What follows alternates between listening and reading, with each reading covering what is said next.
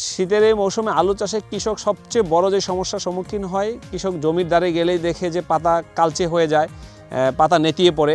এরকম সিমটম দেখলেই সে বুঝবে যে এটা লেট ব্লাইটের আক্রমণ, এবং শেষ পর্যন্ত এই গাছটা একবারই মারা যায়।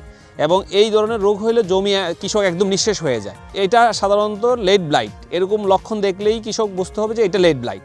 এইটা সাধারণত হয় হচ্ছে দিনের তাপমাত্রা যখন সকাল 11টা পর্যন্ত কুয়াশাচ্ছন্ন থাকে, রৌদ্র ওঠে না, এরকম সমস্যা যদি থাকে তাহলে জমিতে এইটা আক্রান্ত হওয়ার সম্ভাবনা থাকে। এখন সেই সমাধানস্বরূপ বাজারে কিছু ফাঞ্জিসাইড পাওয়া যায়, ছত্রাকনাশক, যেমন রিডোমিল গোল্ড পাওয়া যায়, নিউভেন 72 পাওয়া যায়, মেনসার পাওয়া যায়। এগুলো পার লিটারে 2 গ্রাম হারে পরপর 3টা স্প্রে করতে হবে 7 দিন পরপর। তাহলে সে এই রোগ থেকে সমাধান পাবে এবং এই রোগটা পুনরায় তার জমিতে হবে না।